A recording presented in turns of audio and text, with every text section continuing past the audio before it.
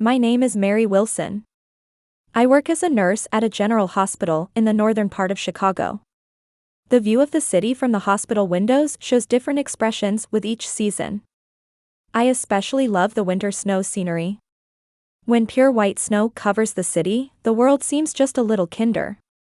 Today, after finishing my 12-hour shift, I dragged my tired body back to my apartment. When I opened the front door, a small shelf with my father's photograph greeted me. My father passed away from lung cancer 5 years ago. Every time I see his photograph with that warm smile, my chest tightens. "I'm home, Papa," I speak to his picture as always. There's no reply, but I feel like his gentle eyes are watching over me. During my father's illness, I temporarily put my career on hold to become a full-time caregiver. My knowledge as a nurse was helpful, but the emotional burden of nursing a family member was beyond what I had imagined. Still, I have no regrets about spending those final days with him. "Mary, you always put yourself last. You need to value your own life more." That was one of the last things my father said to me. Looking back, I think he understood my personality well. I open the refrigerator and heat up yesterday's leftovers in the microwave. It's a simple dinner, but it's enough for tonight. While sitting at the table, I remember that I didn't answer my mother's call again today. My mother, Eleanor, has become increasingly harsh and critical since my father's death, especially toward me. On the other hand, she's unusually indulgent with my sister, Caitlin. This favoritism has continued since childhood, but while father was alive, there was balance. Now, it's different. "Mary, why do you wear such cheap clothes? Surely a nurse's salary could afford something better." "Mary, you're really becoming like your father. Stubborn and self-centered. Learn from Caitlin. At least she's thinking about her future." Mother's words always have thorns. No matter what I do, it's insufficient and wrong in her eyes. Sometimes her words hurt me to tears, but I'm used to it now. That's our relationship. I check the mail placed on the table. Bills, advertisements, and I had hoped for a letter from Caitlin, but no. Communication from my sister has notably decreased in recent months. Caitlin graduated from law school and currently works at a major law firm in the city. Much of Caitlin's college expenses came from father's insurance money and my savings. I chose to prioritize my sister's future over my own career. I don't regret it. I want Caitlin to have a wonderful life. And now, she's making that happen. A few months ago, I heard that Caitlin got engaged to Ryan Johnson, a lawyer at the same firm. Not directly, but through a phone call from mother. Caitlin is engaged to Ryan. Isn't it wonderful? He's a graduate from a top university, a promising young lawyer. The first success story in our family. Mother's words contained an unspoken message, "Not you. I'm just a nurse." In her eyes, I don't appear to be successful. Since the engagement news, I've heard that wedding preparations are underway. However, I haven't received an invitation. At first, I thought it might be a mail delay or something, but as days pass, my anxiety grows. Being family, I should naturally be invited, or so I wanted to believe. "Mary, she's busy. Wedding preparations are demanding, you know." That was mother's response when I finally got up the courage to call and ask last week. I can't reach Caitlin herself. Messages or calls from her are rare. I tell myself it's because she's busy. I pick up my smartphone and look at the last text message from Caitlin. It's from 3 months ago. "Thank you, Mary. I was really happy. Ryan also liked your present. Let's meet soon." Since then, soon has never arrived. Strangely enough, I've built a good relationship with Ryan's family. Particularly with his mother, Barbara, whom I met by chance through a mutual acquaintance and hit it off with. Barbara is a former nurse who now works for a healthcare-related NPO. We share a common interest in medicine and occasionally chat over tea at a cafe. "Mary, you're truly a thoughtful person. Caitlin always says she's proud of you." When Barbara said that, I was a bit surprised. To think that Caitlin talks about me. At least she seems to be saying nice things, which is reassuring. After finishing dinner and taking a shower, I prepare for tomorrow. Tomorrow is a rare day off. I don't have any special plans, but I'm looking forward to relaxing a bit. Lying in bed, I find myself thinking about the invitation again. The wedding is next month already. Is there still time? Should I buy a dress? What would be a good present? What does Caitlin need? With these thoughts, I fell asleep. On the morning of the wedding day, I woke up early. The soft morning sun streaming through the window dyed the room a pale orange. Today is my sister Caitlin's special day.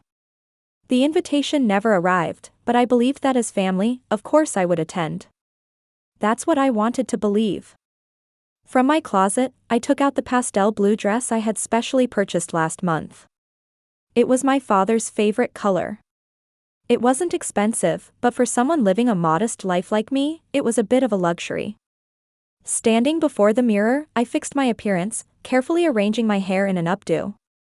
I attached pearl earrings, a keepsake from my father, to my earlobes, completing a simple but elegant look. At least today, you look somewhat decent. Speaking to my reflection, my mother's voice echoed in my mind. Today of all days, I wanted to rebut her words that always criticized my appearance.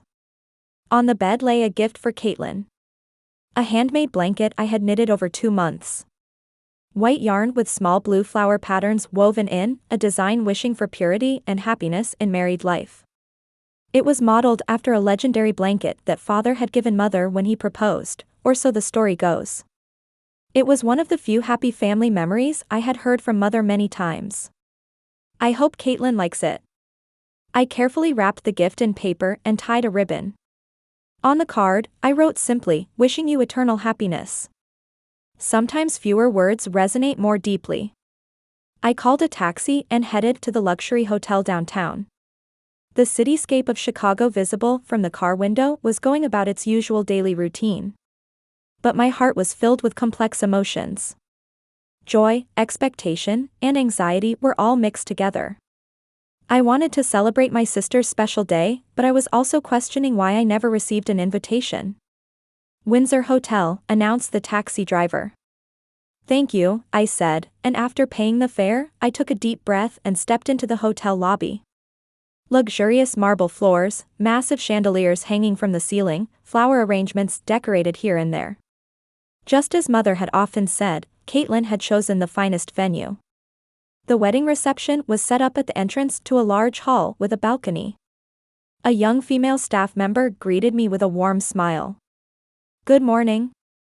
May I have the name on your invitation? Trying to remain as natural as possible despite my nervousness, I said, Mary Wilson. The staff member looked through the list, then carefully traced it with her finger to double-check. I could see her expression gradually clouding. I'm sorry, but... She hesitated for a moment, as if carefully choosing her words, your name isn't on the list. For a moment, I thought there must be some mistake. A misunderstanding, or perhaps an omission. Could you please check again? Mary Wilson.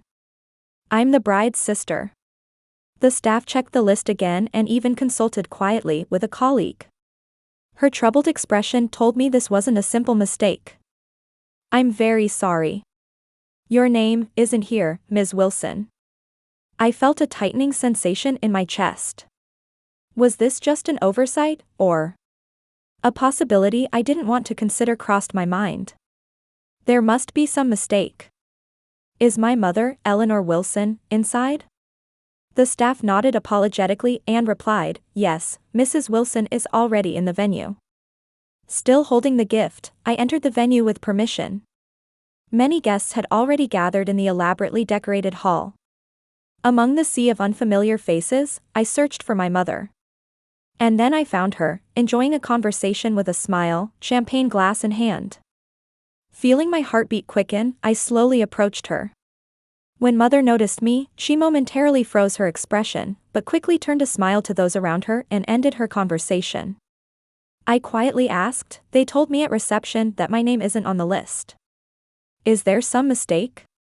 Eleanor looked me up and down as if appraising my outfit, then put on a cold smile. The familiar color of contempt floated in her eyes. There's no mistake, Eleanor's voice was low but controlled so those around couldn't hear. Did you honestly think you were invited? Outsiders aren't allowed in.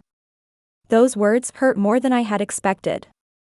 I thought I was mentally prepared, but I wasn't ready emotionally. Even if our relationship had cooled, I never thought I'd be excluded from an important family day. But, what about Caitlin? Doesn't she want me here either? I felt my words tremble. Caitlin is about to begin a happy married life. She doesn't need reminders of failures like you. Eleanor's words stung like poison needles.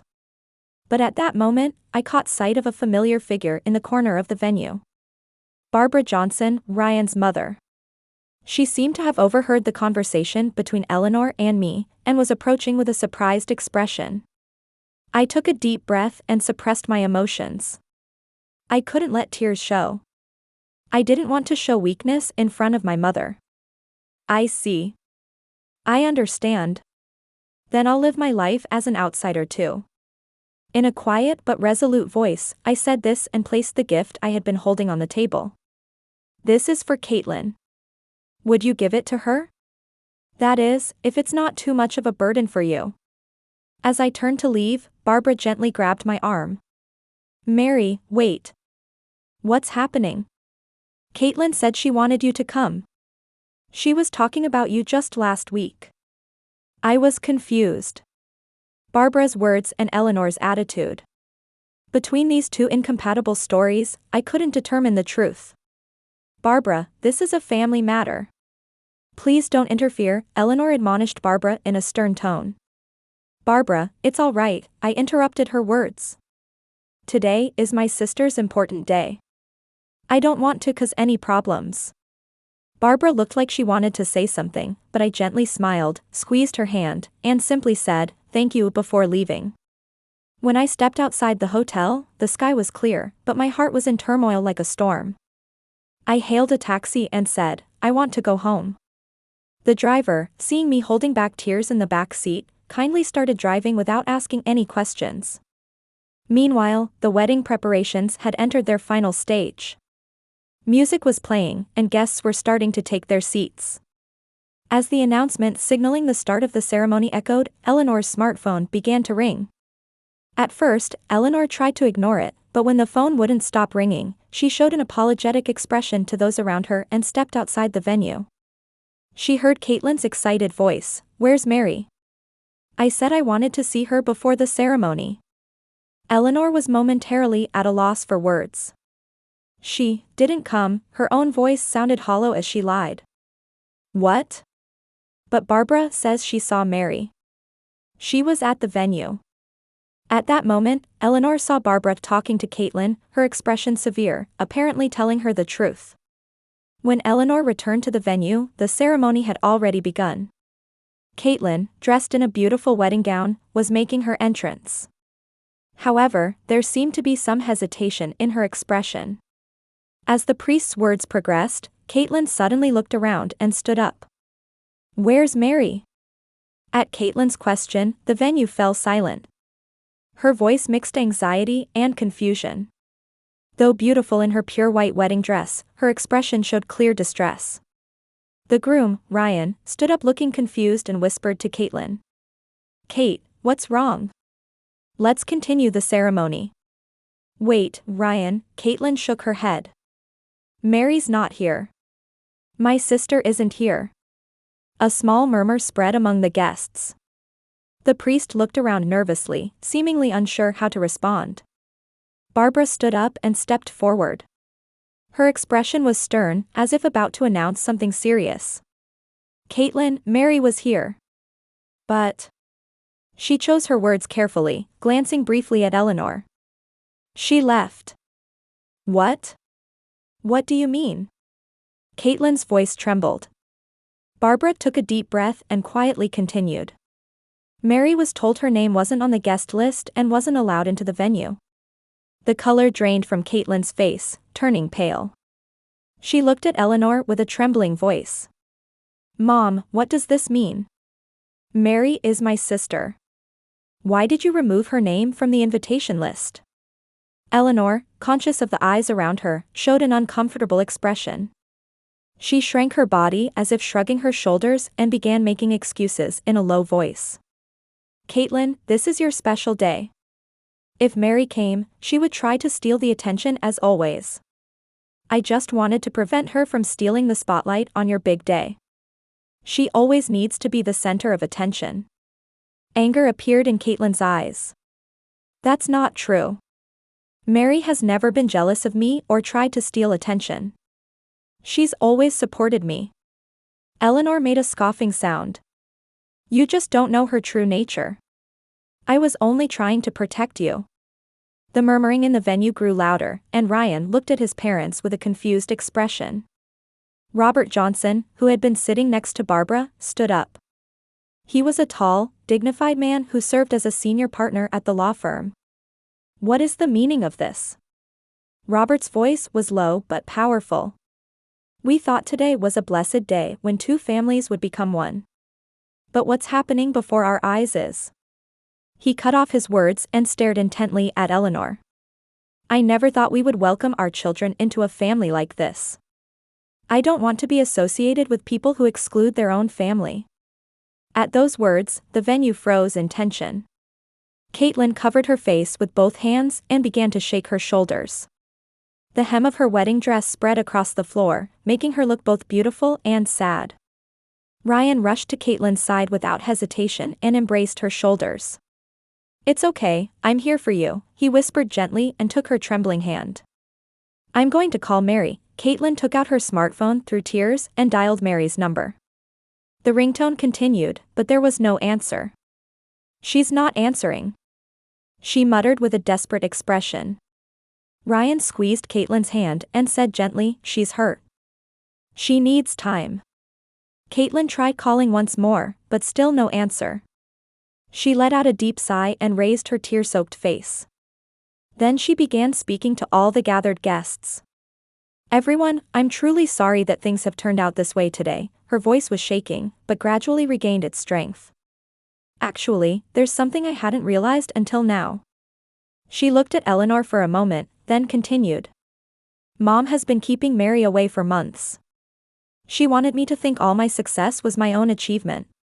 But I wouldn't be here today without Mary. While holding Ryan's hand, Caitlin began reflecting on her past. I was able to go to law school because Mary helped with the tuition. She sacrificed her own career to care for Dad and support my dreams. When I went to my first job interview, she bought me a suit and practiced with me repeatedly. Many guests showed sympathetic expressions at Caitlin's words. Eleanor blushed and lowered her gaze to the floor. And, this dress I'm wearing today, Caitlin slightly lifted the hem of her wedding gown. I wanted to consult with Mary when choosing it. But Mom said, Mary is busy. Her voice broke off, and fresh tears streamed down her cheeks. Barbara approached Caitlin and gently placed a hand on her shoulder. Mary is truly a wonderful person, Barbara's voice was gentle. She's always talking about how much she loves you. Every time we meet, she asks, how is Caitlin? Are her wedding preparations going well? At those words, Caitlin's expression crumbled further. I'm the worst sister, taking everything Mary did for me for granted.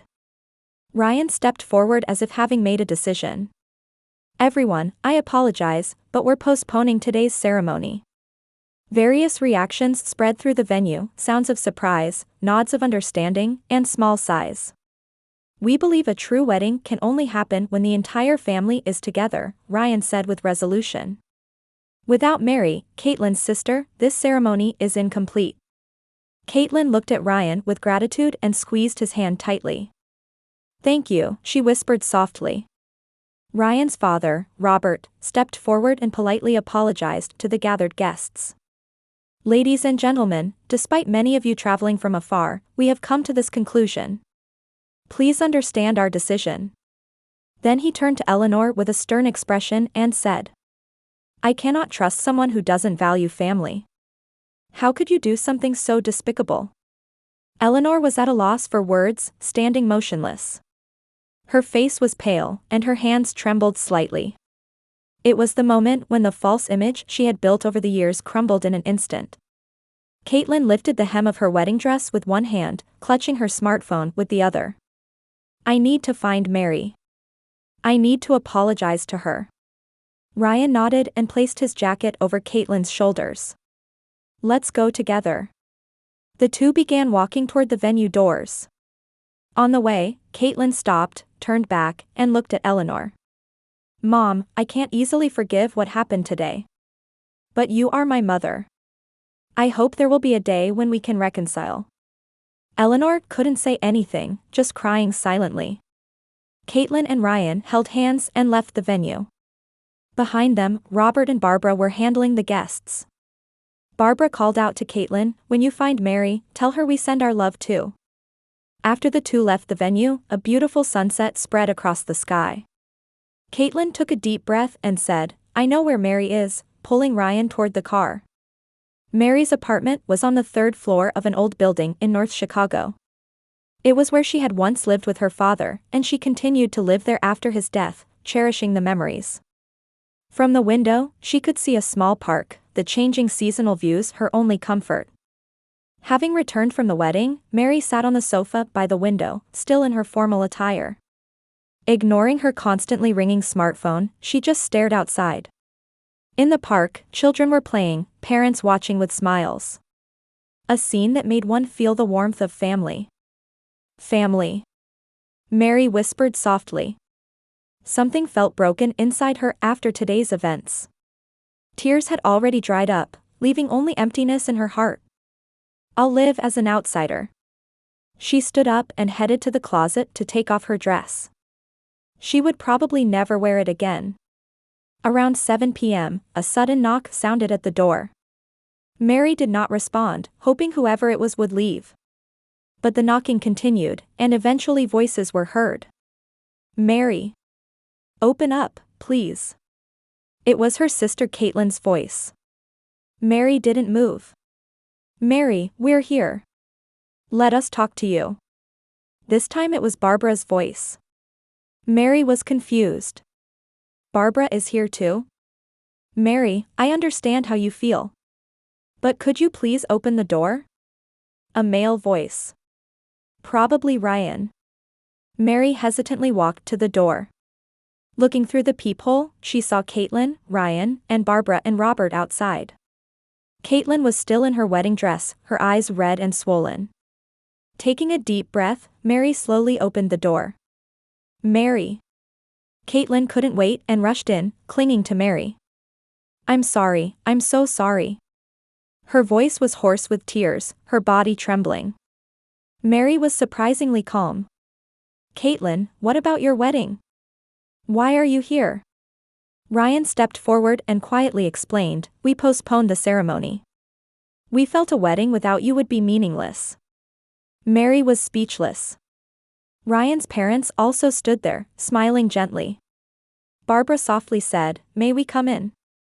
Mary nodded silently and led everyone into the living room. The apartment was small, but she had created a warm space in her own way.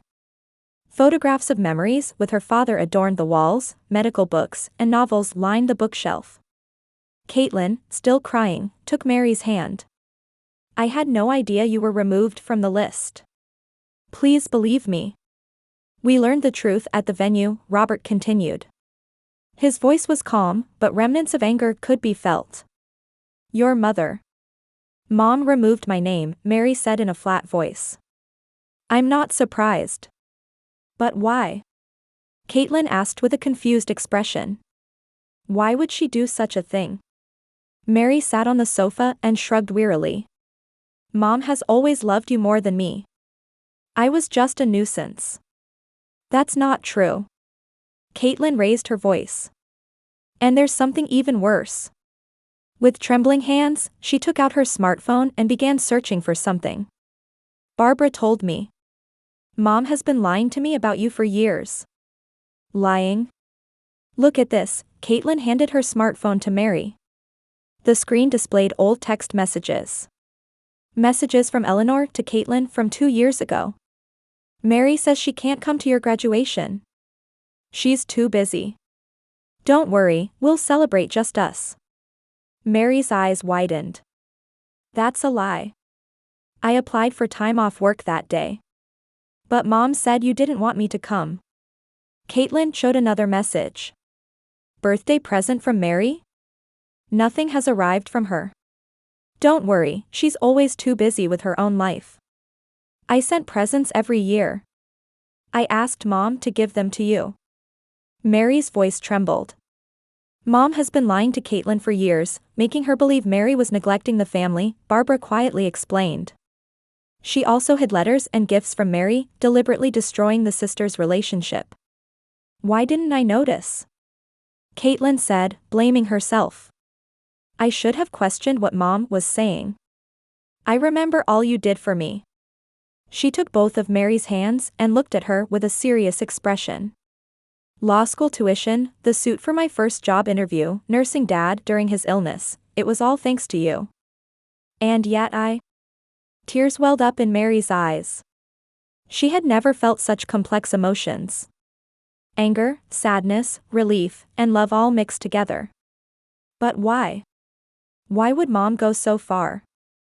Mary asked in a small voice. Ryan quietly said, I think Eleanor wanted to take all the credit for Caitlin's success. Mary's existence threatened that narrative. Mom was crying when we left the venue, Caitlin said. But honestly, I don't feel I can forgive her yet. Silence filled the room. Mary stared out the window, lost in thought for a long time. Then, slowly raising her face, she looked at her sister. You are my sister. That will never change. Mary's voice was soft but strong. What Mom did, it may take time to forgive. But it's not your fault. Caitlin showed an expression of relief and embraced Mary again. The sisters held each other for a long time, as if reclaiming the bond that had been lost for years. Ryan gently approached the two and said, Mary, we want you at our wedding. The postponed one, of course. I'd be delighted, Mary smiled. Her first genuine smile. Barbara placed a hand on Mary's shoulder and said kindly, You're already part of our family. We won't let anyone keep you away anymore. Robert nodded and added, In our house, family is treasured. That's what matters most. That night, they talked until late. Like filling in a gap created over years, they reminisced about the past. Mary spoke of memories with their father, Caitlin's childhood adventures, and the good times they had spent together. Remember? That summer when Dad took us to the lake, Mary said nostalgically. Of course. When I almost drowned, and you jumped in to save me, Caitlin laughed. Dad called you our family hero after that. As the night grew late, Barbara and Robert decided to leave. We'll come again tomorrow, Barbara promised and gave Mary a tight hug. Caitlin and Ryan stood up too, but Mary stopped them. Why don't you stay here tonight? I'll pull out the sofa bed. And so, the following Saturday, Caitlin and Ryan's wedding was held in a small garden. Only close friends and family were invited. This time, Mary would stand beside her sister as the maid of honor. An invitation was also sent to Eleanor. At first, Mary hesitated, but decided, she is our mother. We shouldn't cut her off completely. That kindness is your most wonderful quality, Barbara said. The day before the wedding, Eleanor visited Mary's apartment. She looked older than before, with deep fatigue under her eyes. Mary. Eleanor struggled with words. Come in, Mary said quietly and led her mother into the living room. I've come to apologize, Eleanor's voice was small and trembling. I don't expect forgiveness. But I wanted to tell you. Mary knew that Ryan's parents had persuaded Eleanor, fearing she might not be able to attend her son's wedding either. Still, it was the first time her mother had spoken words of apology. It will take time, Mary said honestly. But tomorrow is Caitlin's special day. Let's be at peace for her sake. Eleanor nodded silently. On the wedding day, while helping with preparations, Mary prepared a special gift. It was her father's keepsake, a beautiful sapphire necklace. Caitlin, this is for you, Mary handed the necklace to her sister. It's Dad's keepsake. He said he wanted you to wear it. Caitlin was too moved for words and simply embraced her sister. Dad would be happy, Mary said softly. The ceremony took place in an atmosphere of love and reconciliation. Eleanor sat quietly in her seat, watching her daughters. Mary arranged the hem of Caitlin's dress, and the two smiled at each other. "I'm so glad you're here," Caitlin whispered. "I'm not going anywhere." "I promise," Mary replied. Winter, 1 year later. Chicago was covered in snow. Mary returned to her apartment with tired steps after finishing her night shift at the hospital. When she opened the door, warm air and the small lights of the Christmas tree in the living room greeted her. Mary's life had changed significantly over the past year. Lunch with Caitlin once a week had become her routine. Sometimes in the busy hospital cafeteria, sometimes at their favorite restaurant downtown. The two shared their daily lives and memories as if making up for lost time. "Remember that doll you wanted for Christmas when you were 5? Mary asked at lunch last week, and Caitlin laughed nostalgically. "Of course. I was waiting at the door for Dad to come home from work. And you said, Santa is busy, so he asked Dad to bring it." In reality, Mary had used her own savings to buy that doll, going shopping secretly without her father knowing. Her sister's smile was her greatest treasure. On the table was an invitation from Caitlin that had arrived recently. "Merry Christmas. Please spend it with us at our home this year." The card had a handwritten postscript, "I have something to tell you. Something very special." Mary smiled. At lunch last week, Caitlin had hinted she was pregnant. There hadn't been an official announcement yet, but as a sister, Mary had intuited it. She couldn't have missed that special glow when she gently placed her hand on Caitlin's stomach.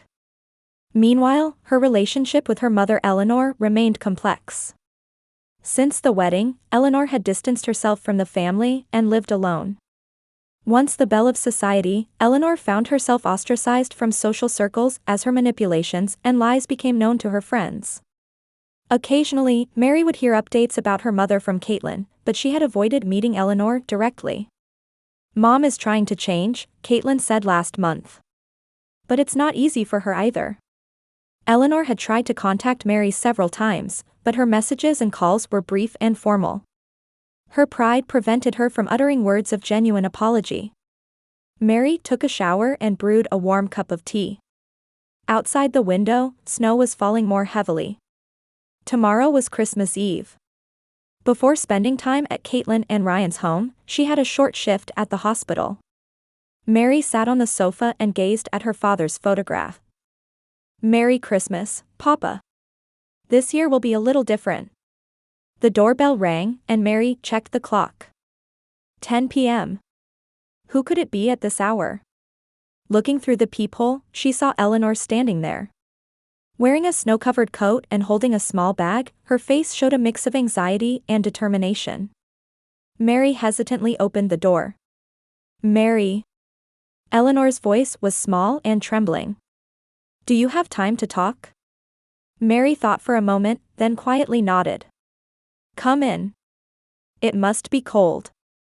Eleanor came in, brushing off snow. She had changed from her once dignified appearance and now looked like just a tired middle-aged woman. Mary took her coat and led her to the living room. "Would you like some tea?" "Thank you," Eleanor answered softly. The two drank tea in silence. Snow continued to dance outside the window. Eleanor tried to speak several times but stopped, and finally took a deep breath and began. "Mary, I was a terrible mother. I'm truly sorry for hurting you." Tears welled in her eyes. "For a long time, I justified my actions and blamed others. But the truth is, I was wrong." Mary remained still, just listening to her mother's words. "You always sacrificed yourself for the family.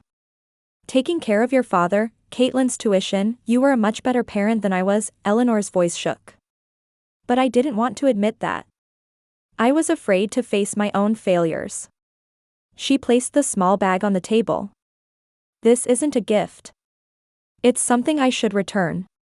When Mary opened the bag, inside was a small jewelry box. Opening it, she found diamond earrings that had been passed down from her maternal grandmother. After her father died, Eleanor had claimed they were lost. "These belong to you." "I stole them." Eleanor lowered her face. "I'm truly sorry." After a moment of silence, Mary quietly said, "Forgiveness isn't easy. I've been hurt by your words for a long time." She took a deep breath and continued, "But perhaps we can restore our relationship step by step." A small light of hope appeared on Eleanor's face. "Tomorrow, there's a Christmas dinner at Caitlin and Ryan's home. Will you come?" Mary asked. "You are inviting me?" Eleanor looked surprised. "Because we're family," Mary answered simply. "Besides, Caitlin seems to have special news." The next day, Christmas Eve, Caitlin and Ryan's home was filled with warm light and laughter. Barbara and Robert had also come and were helping Caitlin with final preparations in the kitchen. When Mary arrived, her sister came rushing out to greet her. "Mary. You came." "Of course," Mary laughed. "Oh, and Mom is coming too." Caitlin was a bit surprised but quickly smiled. "Really? That's wonderful. Ryan, set one more place." A few minutes later, Eleanor appeared with small gifts. She greeted everyone with a nervous expression, looking particularly humble toward Barbara and Robert. Barbara smiled and offered Eleanor a warm cup of cinnamon tea. "We all make mistakes. What matters is the courage to acknowledge them and try to change." Before dinner, Caitlin and Ryan gathered everyone for a special announcement. "Everyone, we have wonderful news," Ryan said proudly. "Caitlin is pregnant. In 5 months, we'll become parents." Amid the congratulations echoing around the room, Caitlin took Mary's hand. "Mary, I want you to be the godparent. Having someone with your kindness and strength beside this child." Mary nodded with tears in her eyes. "I'd be honored. I'll love this child with all my heart." Eleanor sat quietly, but tears also glistened in her eyes. "And Mom," Caitlin continued. "I want you involved in this child's life as a grandmother. The past is the past. What matters is what comes next." After dinner, Mary was alone by the window, watching the snow scene. Eleanor quietly approached. "What a lovely family," she murmured. "It's thanks to you, Mary. Your kindness and thoughtfulness became the power that reconnected the family." Mary smiled. "It's thanks to all of us. Family doesn't work with just one person." Ultimately, Mary's patience and love broke the chain of hatred and brought a new beginning. As her father had taught her, the power of forgiveness is immeasurable. Eleanor, after a long journey, began to understand the pain her actions had caused. She is now making daily efforts to become a true mother. It's not easy, but it's her own path of atonement to restore family bonds. That night, when the whole family took a commemorative photo, Mary spoke to her father in her heart. "Can you see, Papa? We've become a family again. In a different way, but definitely a family." Outside the window, snow continued to fall gently. The wounds of the past weren't completely healed, but a new light of hope quietly shone upon this reborn family.